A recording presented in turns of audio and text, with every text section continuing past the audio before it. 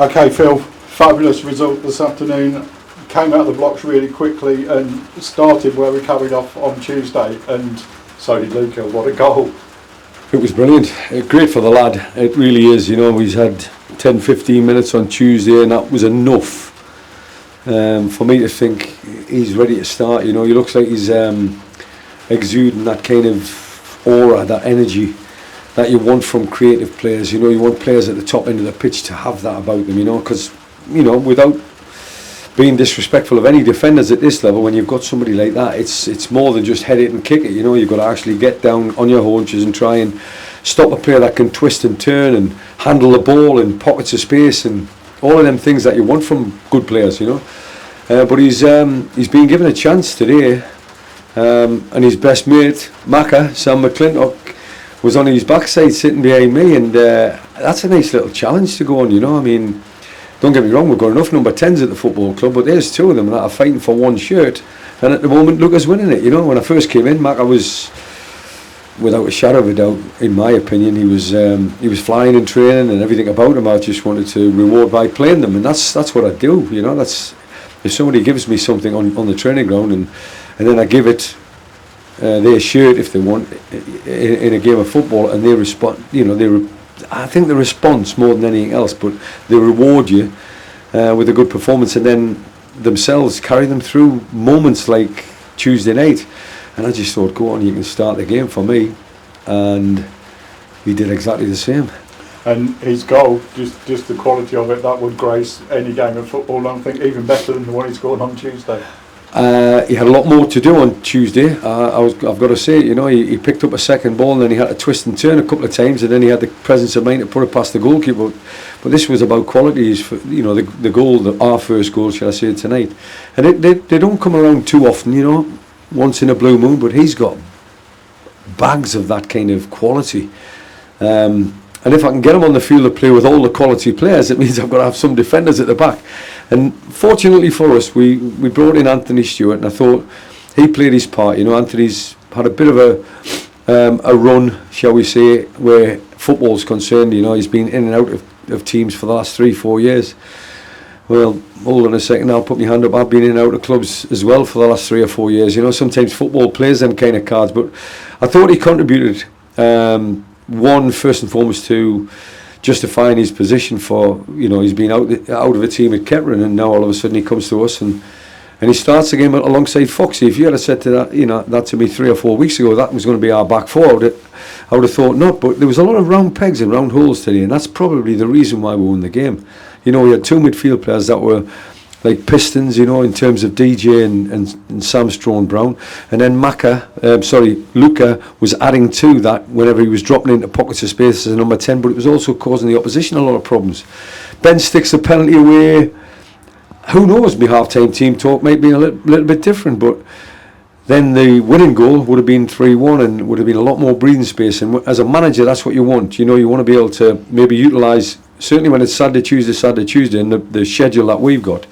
We've now got 4 away games. We're not going to be back here for a long time. With that in mind, you do like to give players rest. You know, like DJ's been running through the mill, 12.5 kilometres every game. And I wanted to bring him off and give him a little bit of rest and put Elliot in amongst it, and then he sees the game out, and then Elliot maybe starts on Tuesday, and DJ, you know, that type of thing. That for me is a squad. So just go back to Anthony Stewart, then announced to the fans just before the kick-off, and certainly got some of those inches that you've been going on about, and won some big headers, and was man of the match. I didn't know that, but rightly so.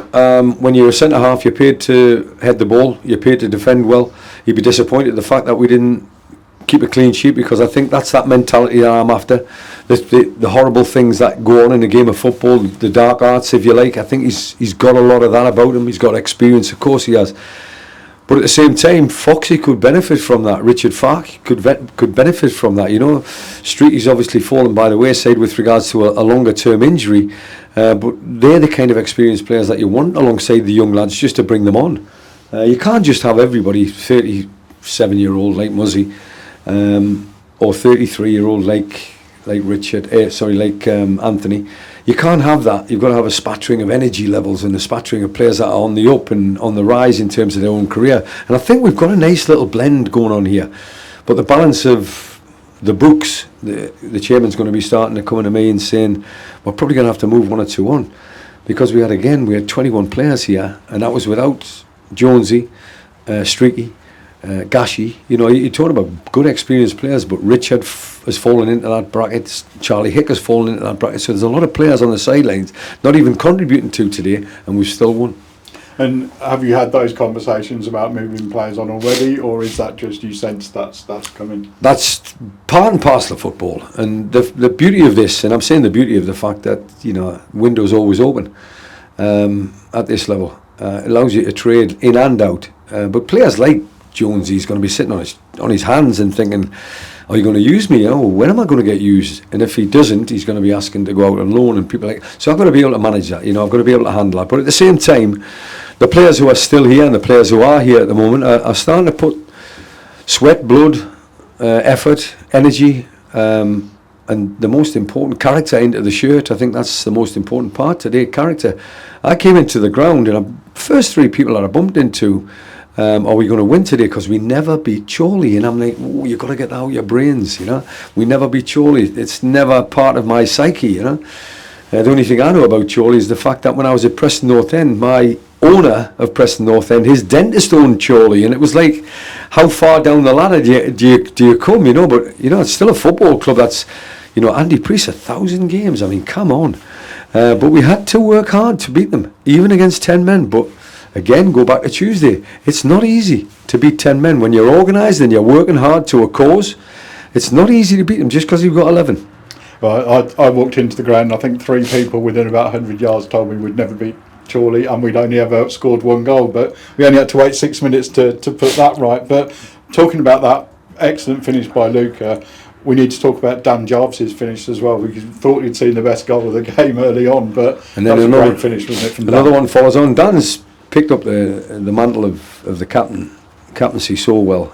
He speaks well in the changing room. I know he's a coach at Posh, so he's going to go down that line, there's no doubt about it. But it's just a 25, 26-year-old. You're getting a coaching badge, and you've got a team to work with, and you're also playing on the Saturday.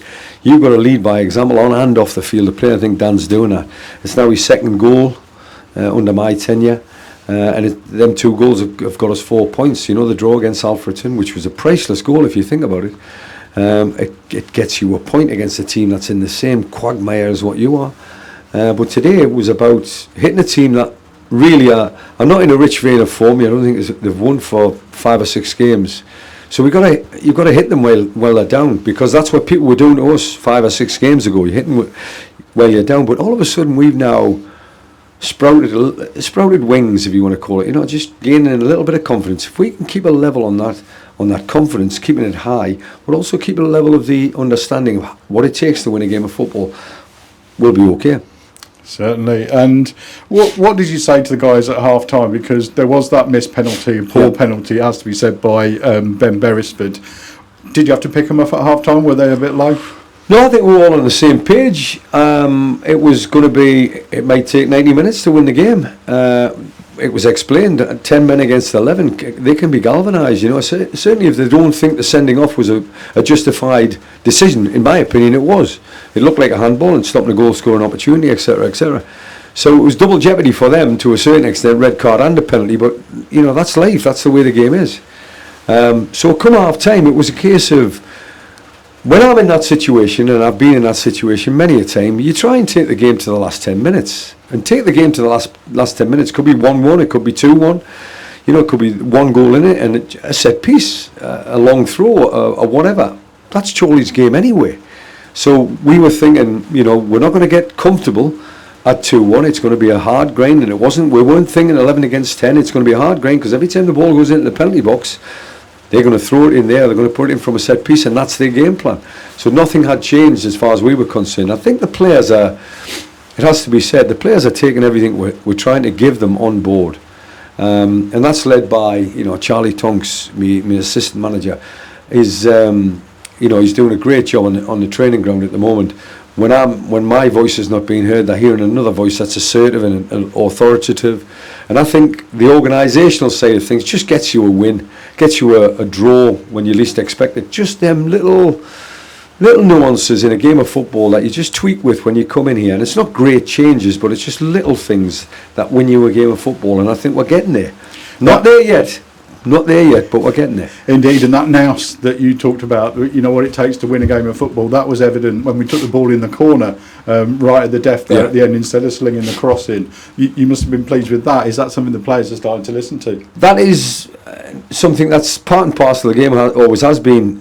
You've got 3 points. If you're taking it in the corner flag, you've still got 3 points. Okay, might go for a throw-in or a goal kick or whatever. Game slowed down. You try and score a goal. Goalkeeper makes a save. Next thing you know, it's in the heart of your penalty box. So there's ways and means of winning a game of football, and I think we've got enough quality, and I think we've got enough stature and enough nous, and certainly the experienced lads will be guiding the younger lads to that area, you know. And we're going to miss now for too much suspension. We're going to miss 2 players on Tuesday night. Too much suspension for Connor Wood, and obviously Elliot Whitehouse can't play against his parent club. So we're down 2 players already. So the squad is going to be, you know, it's going to be lighter for sure, but it's going to be used, the full 2021 that we're using at this moment in time. And everybody's got to be on the same page. So what I'm saying before the game, what I'm saying at half time, what I'm saying after the game. If you're not there, you're not listening to it, you're not part of us.